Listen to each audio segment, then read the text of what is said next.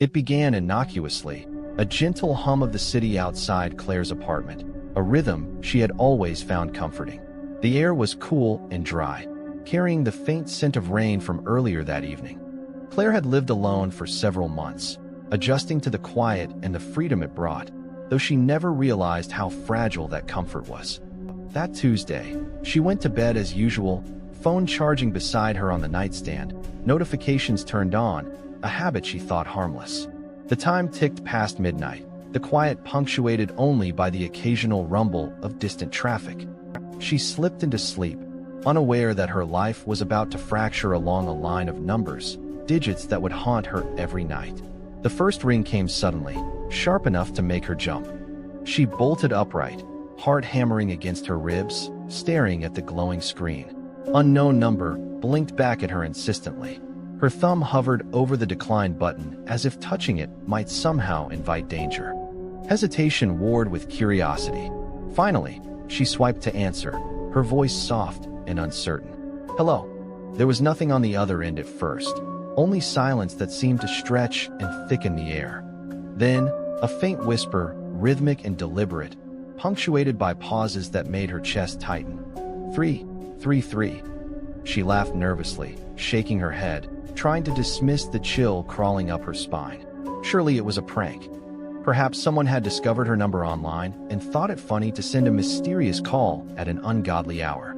She hung up, telling herself it was coincidence, her mind racing to rationalize the fear that clung stubbornly to her bones. Sleep returned fitfully, filled with uneasy dreams where shadows gathered in corners and whispered indistinctly, never forming words but leaving impressions that made her palms sweat. The following night, and every night thereafter, the phone rang at exactly 3:33 a.m. The pattern became impossible to ignore. The numbers no longer seemed random. They had purpose, and each call came with the same haunting regularity, an invisible hand marking her life with a time she began to dread more than any other. She began to notice subtle changes, static that seemed to form shapes, sounds that hinted at movement in the apartment though she was certain she was alone, and a growing sensation of being watched even during the day. As the days passed, Claire became increasingly paranoid. Her work as a graphic designer suffered. She would sit for hours staring at her computer screen, unable to produce a single line of design. The city outside her window seemed distant, irrelevant, because all her attention was consumed by the unseen presence that orchestrated these calls. Her friends called, texted, tried to drag her out for dinner, but she made excuses, always citing fatigue or stress. They did not understand. No one could understand. Only she knew the terror that arrived at 3:33 a.m. The phone company offered no relief. No matter how many numbers she blocked, no matter how many times she tried to change her line, the call persisted. Each night, the same unknown number, the same ominous pattern. And now, increasingly, the repetition of digits began to shift subtly. Sometimes it was not just threes anymore. Occasionally a sequence like a date, a string of numbers that suggested coordinates or an address flashed in her mind, leaving her unsettled but unable to decipher it. The calls felt alive, as if the entity on the other end anticipated her actions, adapting, taunting her. Sleep became fragmented. Claire began setting multiple alarms, leaving lights on, pacing the apartment like a trapped animal. She tried recording the calls, hoping to catch proof, evidence that she could show to someone who would believe her. The recordings, however, revealed only distorted static and the faintest whisper of numbers, repeating over and over in a pattern that seemed at once random and deliberate. The sound was almost musical in its cadence, hypnotic. And sometimes she found herself unable to stop listening, even as her chest tightened and her hands shook. With each passing week, she noticed shadows where none should exist.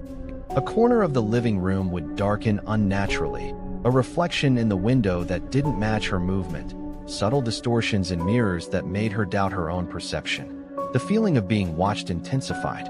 She started inspecting every lock, checking each window multiple times before bed, even installing extra deadbolts.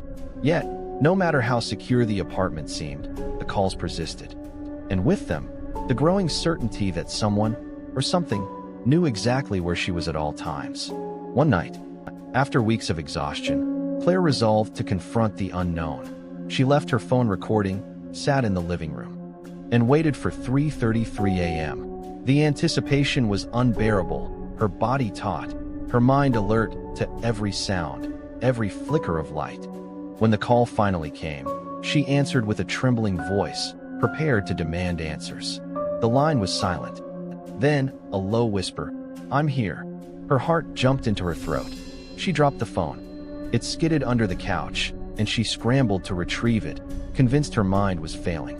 Yet, in the dim light, she saw nothing unusual, no signs of entry, no movement beyond what she had always assumed was the quiet hum of the building. As days turned into weeks, her mental state deteriorated. Friends stopped calling, she stopped answering. She barely ate, drank, or left her apartment except for work, or even that became increasingly unbearable.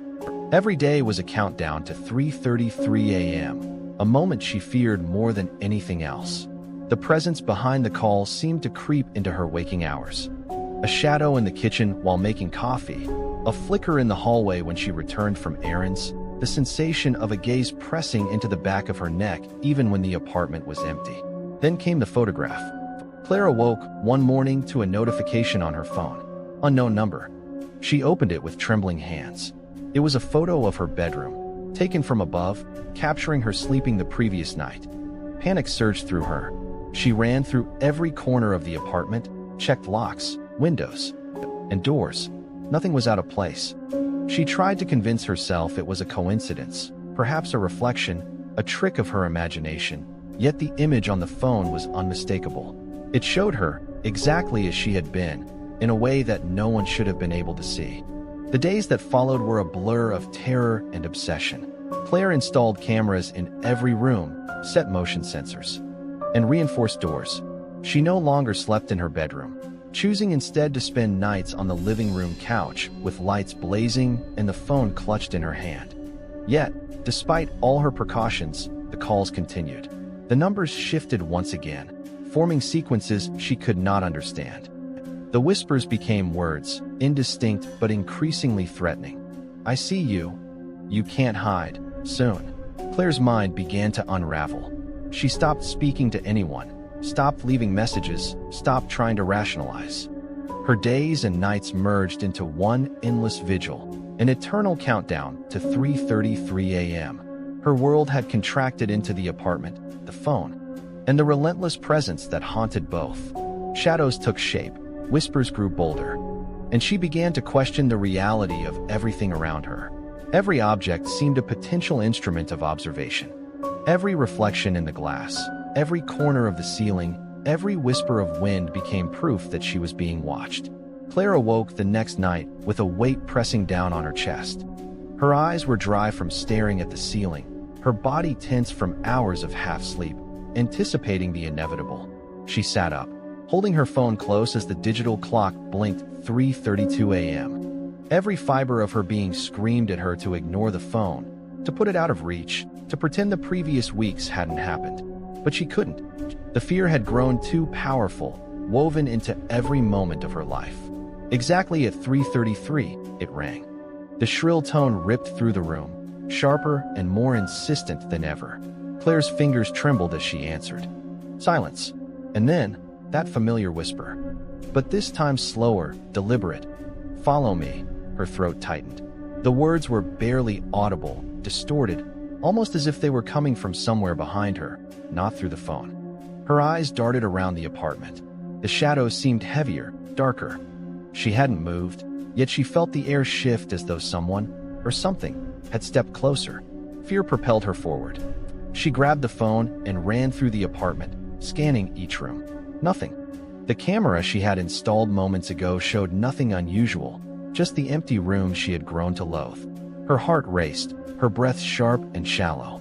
She realized she had been waiting for a moment of confrontation, yet now that it was here, her body wanted to flee, her mind screaming that no place was safe.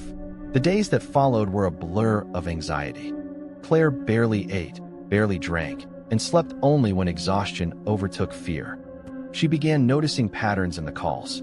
Sometimes the sequence of numbers wasn't random. It resembled street addresses she didn't recognize, zip codes from cities she had never visited, or dates that felt eerily significant, though she could not remember any connection. Every call brought new data, a puzzle she was desperate yet terrified to solve. One evening, after a call had left her trembling for hours, she noticed something peculiar on her bedroom ceiling. At first, she thought it was a shadow caused by the streetlight outside, but it moved. A subtle shift, almost imperceptible, but enough to make her stomach turn. The pattern resembled a figure, thin, elongated, standing just beyond her reach. She blinked, convinced it was a trick of fatigue. Yet the feeling of being observed intensified, as if a presence lingered just out of sight, studying her movements, waiting. In desperation, Claire contacted a private investigator. She explained the situation carefully, omitting nothing, though knowing she might sound insane. The investigator arrived, skeptical at first, but he agreed to help monitor the apartment for several nights. They set cameras, placed motion detectors, and logged every call and number. On the first night, the phone rang at 3:33 a.m. The investigator answered it, and the line was silent. Then came the whisper, clear enough that he nearly dropped the phone. "I'm inside." His eyes widened, and he asked Claire if she was seeing the same thing she described. She nodded, silent, trembling, her mind spinning in disbelief and terror. After that night, the investigator refused to stay any longer. "I can't explain this," he admitted, "and I won't stay another night. Whatever this is, it isn't human." Claire felt a mixture of relief and dread. Relief that she wasn't entirely imagining it.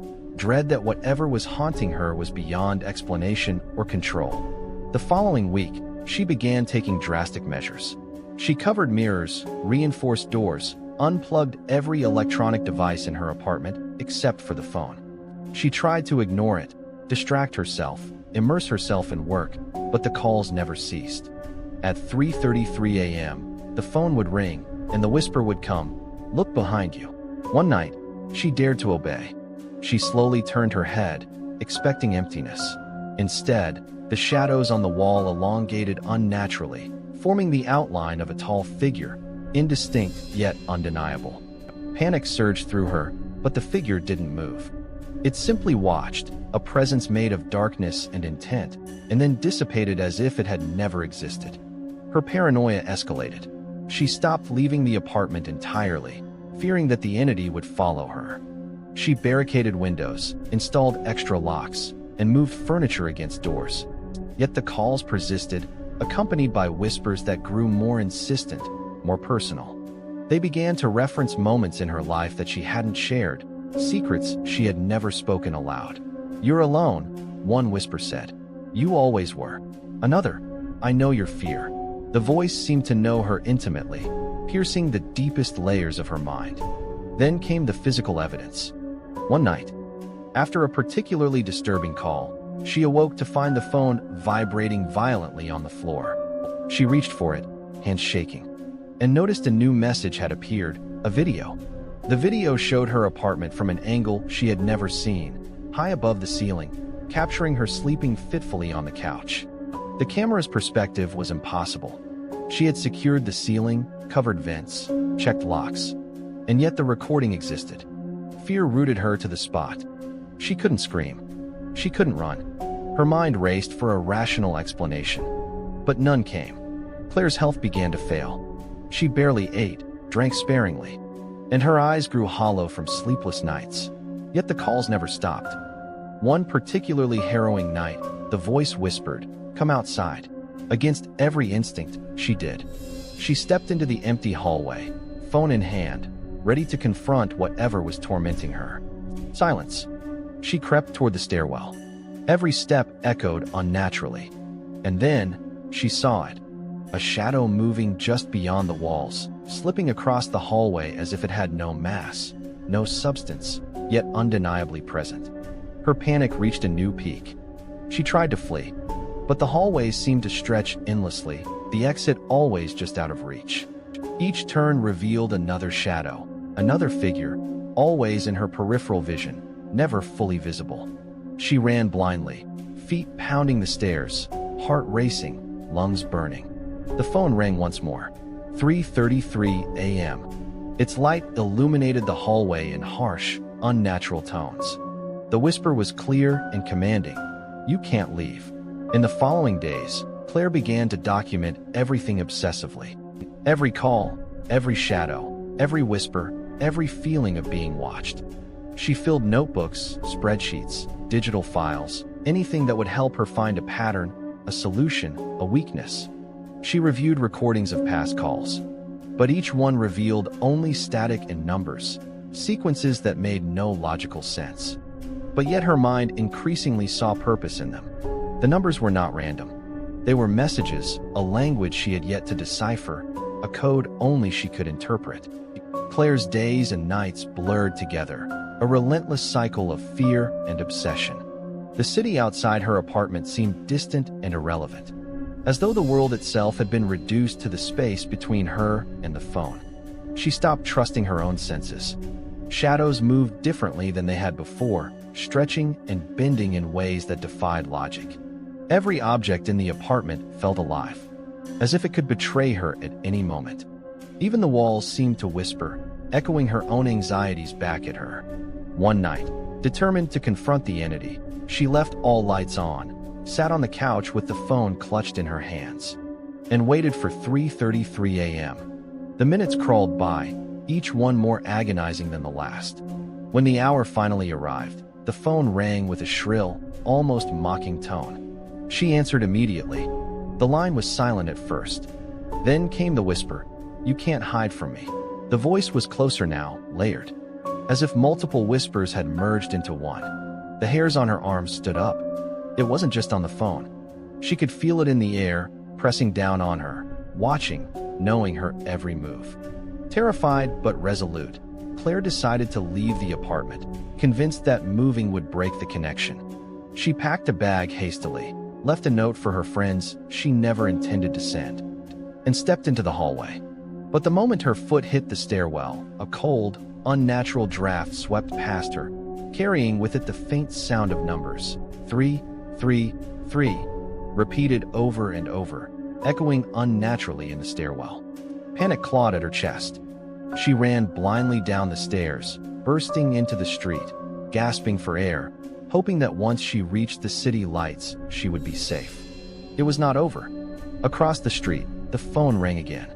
Unknown number. She froze. Every instinct screamed to run, but her legs refused to obey. With trembling hands, she answered. A low, deliberate voice said only one thing. "I'm closer than you think." She dropped the phone. It skittered across the wet pavement, screen flashing ominously. She looked back at her building. Every window was dark. No one should have been there. Yet she felt the weight of eyes on her, a presence watching, waiting, patient. The following day, she rented a hotel room far from the city, hoping distance would provide relief. She left the apartment in the hands of friends, changing her routines, taking back streets, even using public phones instead of her own. Yet that night, precisely at 3:33 a.m., her hotel room phone rang. Unknown number. The call came from the city, from the apartment she had fled.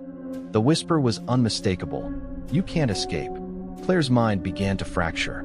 She stopped leaving the room entirely. Meals were brought to her. She slept in clothing she could never shed, lights on, doors locked. The numbers became more frequent, no longer waiting for 3:33 a.m. alone. They appeared at odd hours, sometimes multiple times a night. And the whispers evolved. They were no longer random. They knew her name, referenced past conversations, and spoke in phrases that made her stomach twist with dread. "I've watched you since the first night. I know what you fear most. You'll see me soon." One evening, the phone rang earlier than usual, 3:31 a.m. She answered, voice shaking. The line was silent. Then came a soft, sinister whisper. "Look up." She froze, every nerve screaming at her not to comply. Her eyes darted toward the ceiling. The light fixture above her flickered, and in the brief darkness between flashes, she saw it. A shadow, long and humanoid, suspended unnaturally above her bed. It moved against gravity, defying everything she had known. She screamed, throwing the phone across the room. It rang again, unbroken, a persistent reminder that she was not safe anywhere. Claire tried to rationalize, try to understand what she was facing.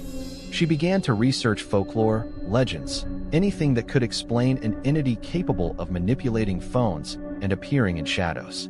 Every answer led to more questions. The logical world offered no comfort. The entity did not obey rules. It was everywhere and nowhere, tied to her, patient and malevolent. The calls began to escalate. Numbers became locations, times, phrases. They hinted at actions she must take, warnings she could not ignore. One night, a call instructed her to leave her room at exactly 3:33 a.m. She did, heart pounding. The hallway was empty, yet the walls seemed to close in. The whisper guided her toward the fire exit, then stopped. Silence. She descended the stairs, only to find her phone ringing again, this time displaying a photo of herself standing in the stairwell moments ago. She realized with horror that she was being observed in real time, no matter where she went. Her isolation grew unbearable. Claire spoke to no one. She became a recluse, surviving only on minimal food and water, existing in a constant state of vigilance. She installed cameras everywhere, even pointing one at the ceiling in case the entity could manipulate her environment through means she couldn't see. Every night, 3:33 a.m. arrived like a drumbeat in her head, a relentless reminder of the power it had over her. Then, one night, the whisper spoke differently. "You're ready." The tone was deliberate, almost celebratory. Claire's stomach churned. She had no idea what it meant, but instinct told her it was a trap. She ignored it, sat frozen, eyes locked on the clock, watching the seconds crawl toward 3:33. When the hour struck, the phone rang, and the whisper commanded, "Look outside." She dared not. The words repeated, insistent, forcing her to choose. Gathering every ounce of courage, she approached the window. The city lights reflected off the glass, empty streets below. Nothing. Relief washed over her for the briefest moment, then she saw it. A figure standing on the roof of the building across from hers. Its form was human yet distorted, impossibly tall, with a presence that seemed to warp the air around it. Its eyes glowed faintly, like embers. And for a heartbeat, Claire felt her entire body freeze. The whisper, now coming from the phone in her hand and the shadows around her simultaneously, said simply, "You can't leave me." Claire's nights became unendurable. Every shadow in her hotel room seemed alive, every flicker of light a possible movement of the entity she had been running from. She barely slept, afraid to close her eyes. And when she did, she dreamed of numbers, 333, blinking across the darkness like warnings, commands, and threats all at once. She began speaking to herself, trying to maintain some semblance of sanity, repeating phrases like, "It is not real," or "I am safe." Yet even those words felt hollow. The phone rang again at 3:33 a.m., as inevitable as the sunrise. Claire answered, voice trembling, asking the whisper to leave her alone. Silence at first, and then words that made her blood run cold. "Do you see now?" Before she could respond, the lights flickered and the air grew heavy, charged with an energy she could not explain. Her heart raced as she scanned the room, the shadows moving unnaturally, merging and separating in ways that defied physics. She knew she was not alone, that she had never been alone. The following night, the call arrived earlier, at 3:30 a.m., a creeping reminder that the entity was gaining control, breaking its own rules, asserting dominance. The voice was clearer this time, more intelligible, almost human yet terrifyingly inhuman. "You can't hide, Claire. I am closer than you know." She shivered, realizing with a sinking certainty that the presence had entered her world in a way that could no longer be avoided. The phone screen blinked with an image, her, lying on the bed, wide awake, staring at the ceiling. Her eyes locked on the display, mind racing with panic. No one could have taken that picture. No one. Desperation overtook reason. Claire fled the hotel the next day, renting a car, driving miles into the countryside. She believed that isolation would save her, that distance might sever the connection. She ignored phone calls, avoided contact with the outside world, and drove until the city skyline was nothing but a memory.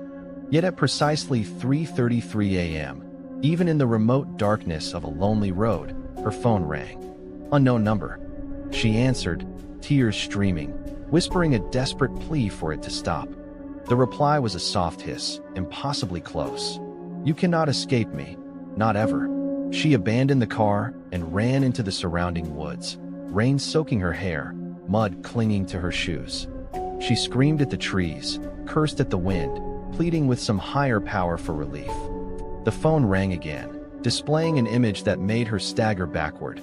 A photo of herself standing amidst the trees, the wet ground reflecting her terrified face. She could not comprehend how it was possible. The forest was empty, the night silent except for her own ragged breathing. And yet the evidence was undeniable. Weeks turned into a relentless cycle of fear and evasion. Claire subsisted on minimal food, taking shelter in abandoned structures, moving constantly, never staying in one place for more than a few hours. She documented everything obsessively, photos, recordings, notes, but nothing prepared her for the next development. The whispers began to evolve. No longer content with numbers or phrases, the voice began to speak of locations she had never visited, people she had never met, and events that had not yet occurred. "Tomorrow you will see me," one whisper promised. Another, "I know your secrets." Each phrase was designed to shred her sense of reality, to blur the lines between memory, imagination, and the terrifying present. Then came the night the phone rang and the voice said, "Look inside." Claire froze. For the first time, the command was not accompanied by numbers, not by warnings. It was an instruction. Her heart raced, but she could not move. Trembling, she obeyed. She looked down at the floor, expecting nothing. But the carpet shifted unnaturally, a shadow stretching across the floor, solid yet impossible. A shape coalesced into the form of a figure crouched there, dark and featureless. It moved with an unnatural fluidity, rising slowly, towering above her. Panic exploded within her. She turned to run. But the walls seemed to stretch, the room itself bending, corners elongating, windows warping into impossible angles. The phone rang again. Unknown number. The whisper hissed, "I am here." Her mind fractured at the sound. Claire fell to her knees, covering her ears, shaking violently. She could hear it, see it, feel it in every fiber of her being, and yet could not comprehend its presence. The entity was no longer bound to shadows or calls. It had become part of her perception, her reality, entwined with her very senses.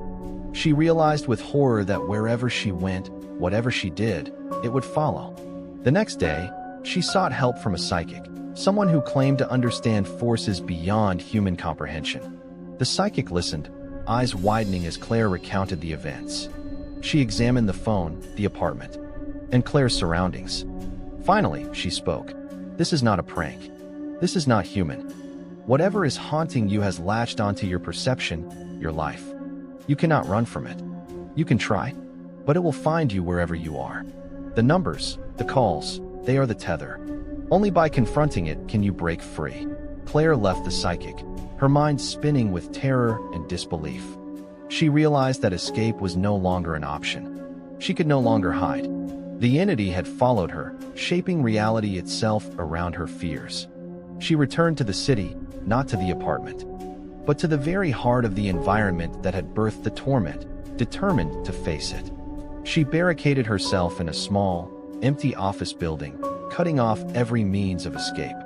The phone lay before her, vibrating steadily. 3:33 a.m. The minutes crawled, the tension unbearable. The ring came. She answered, voice firm but trembling. "I'm ready," she whispered. Silence.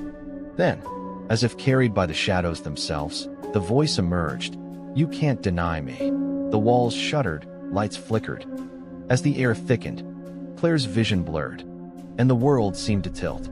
The figure emerged, taller than any human, solid yet insubstantial, its eyes glowing with a light that pierced her soul. The phone buzzed violently, displaying images of herself, each one depicting moments that had not yet occurred. She realized with a chill that this entity was not bound by time, not by space, and that the tether, 3:33 a.m., was not just a call but a countdown, a reminder of its omnipresence. Claire's body trembled as 3:33 a.m. approached once more. She could hear the blood pounding in her ears, the air heavy with anticipation, the shadows around her thick and alive. She sat in the center of the empty office building, phone in hand, lights flickering overhead, every sense on edge. She had come to understand one thing. The entity thrived on fear, feeding off her panic, her anticipation, her attempts to escape. Tonight, she resolved, she would face it on her own terms. The ring came, sharp and insistent. She answered immediately. Silence. Then the whisper, "You can't hide, Claire. You never could." The voice was layered now, echoing around the room as if it existed both inside the phone and within the walls themselves. The shadows in the corners shifted, coalescing into shapes that were both humanoid and monstrous. They advanced slowly, silently, filling the room with their oppressive presence. She could feel the temperature drop, the air itself pressing against her chest. Claire took a deep breath. "I'm not afraid anymore," she said aloud, her voice shaking but firm. The room remained silent, yet the shadows paused, as if sensing her declaration. The phone rang again, displaying images of herself, haggard, pale, trembling, each one a frozen moment of fear. The whisper grew louder. "Fear is all that binds you." She stared at the images, her mind racing. She realized that the tether, the number 333, was not the power itself. It was the fear she carried. With trembling hands, she stood, holding the phone aloft. "I see you," she shouted, voice echoing through the building. "I am done running." The shadows quivered, as if the declaration had shaken them. The whisper hissed, "You cannot resist me." But for the first time, Claire felt a spark of control. She focused on her fear, naming it, feeling it, and letting it dissolve into determination. The images on the phone distorted, twisting, flickering, until they were unrecognizable. The shadows began to twist and writhe, responding to her newfound resolve. They moved closer, pressing against her perception, trying to unseat her, to force panic back into her mind. Claire stood firm, eyes locked on the darkest corner of the room, where the largest shape had gathered. Slowly, deliberately, she spoke. "I see you. You do not own me." For a moment, nothing happened. The room held its breath. Then, with a low groan that seemed to come from everywhere and nowhere, the shadows recoiled. The temperature shifted, warmer now, the oppressive heaviness lifting fractionally. The phone rang one final time. She answered. Silence. And then, "You are free for now." The message was ambiguous, and the whisper less confident, weaker. And if her confrontation had disrupted its control, the shadows dissolved, retreating into corners, walls, and the edges of perception. The images on the phone vanished, leaving only the blank screen, the gentle hum of a normal device. Claire sank to the floor, trembling, exhausted, yet feeling an unfamiliar sense of relief. She had faced the entity. She had survived. Days passed. The city returned to normal around her. The phone never rang at 3:33 again. Claire left the office building and returned to the world, cautious but resolute. The terror had not vanished entirely. It lingered as a memory, a lesson in awareness and strength. She understood now that the entity had been a reflection of her deepest fears, a force that thrived on anticipation and surrender. By confronting it, naming it, and refusing to flee, she had broken its hold. Yet, even in the brightness of day, in the hum of the city and the laughter of strangers, she could feel the echo of the phone, a faint vibration in her mind reminding her that some things, no matter how thoroughly confronted, never vanish entirely. She could not explain it, could not rationalize it, could not warn anyone without sounding insane. But she carried the knowledge within her, a testament to endurance and the fragile boundary between fear and courage. The final ring came months later, but she did not answer. The screen displayed unknown number, the digits blinking mockingly. Claire's lips curved into a faint smile. She knew she could face it again if necessary. For now, the shadows had retreated, and the world, and tenuously, felt like her own again.